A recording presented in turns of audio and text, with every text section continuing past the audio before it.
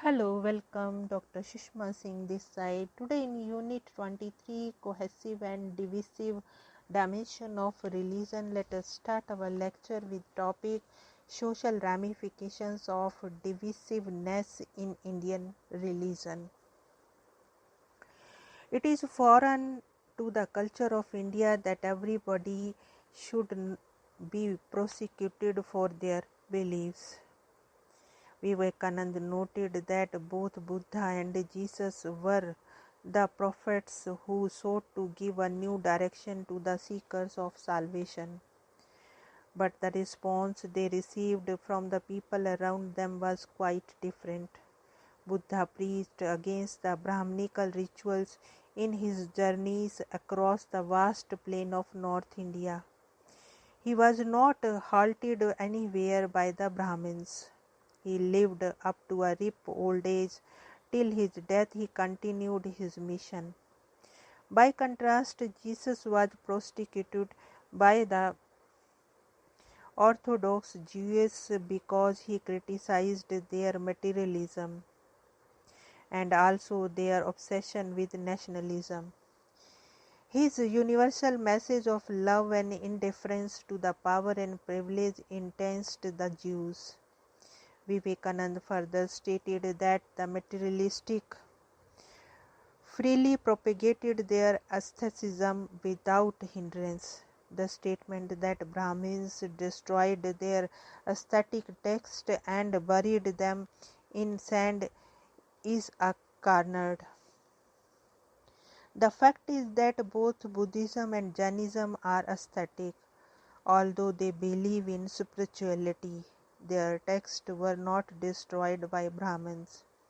The real reason for decline and disappearance of the materialistic such as the Kavaha was that they had no ethical goals. They preached a Hinduism based on sensual pleasure. The decline of Tantra in India was also due to the inversion of ethics. In fact, all those religions in India which have survived today are committed to an ethical code. In India, asceticism is not non-believer in God but denial of divinity within man. Buddha and Mahavira did not subscribe to belief in God, but they upheld an ethical conduct which they said was necessary for spiritual advancements of mankind.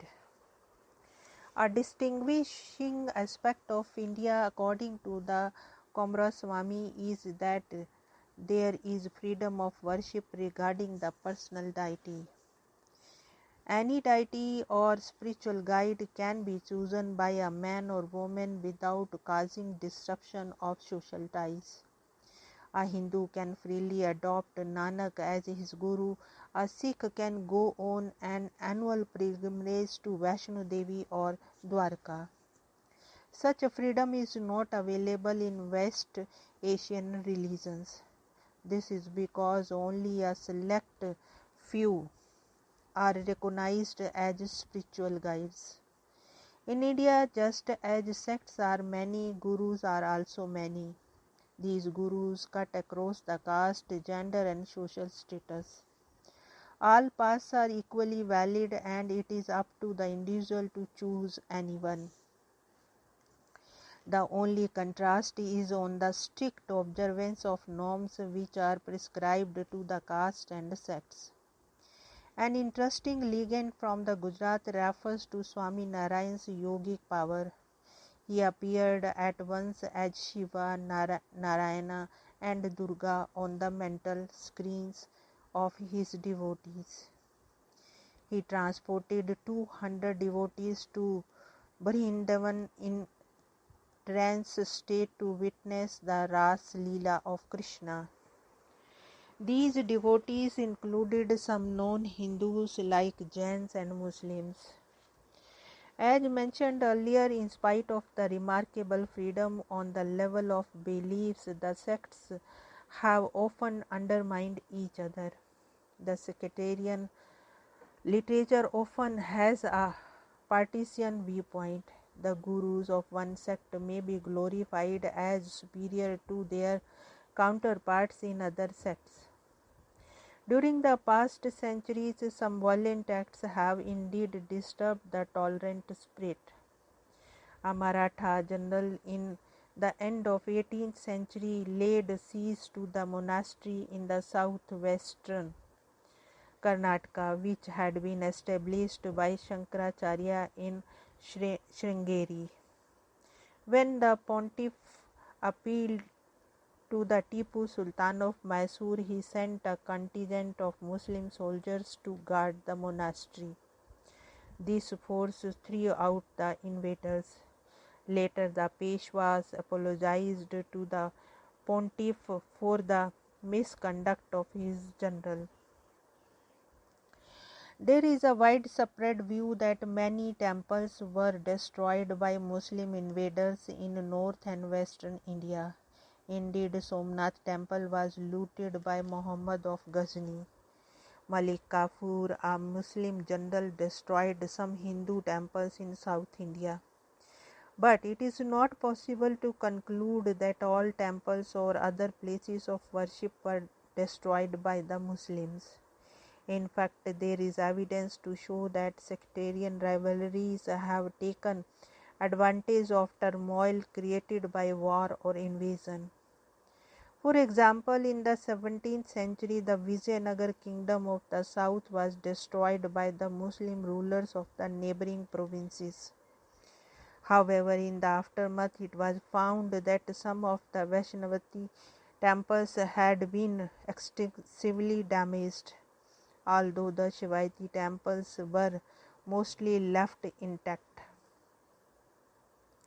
As the Muslim conquerors would not take side with one sect or the other, it was quite likely that one sect settled old scores with another sect, taking advantage of the disturbed conditions.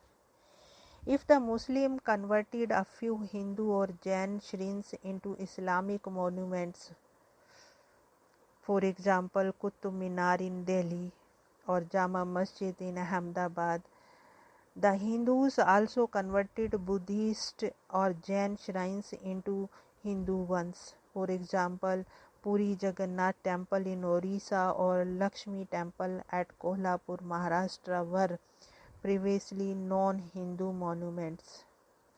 But change from one faith to another has not obsolete the old features. The converted structures retain the old features. This can be seen in Qutub Minar in Delhi or Jama Masjid in Ahmedabad. When a Hindu or Jain shrine was converted into an Islamic monument, the snake image was turned into a lotus flower. Islam forbids human or animal images but allows geometrical or floral designs.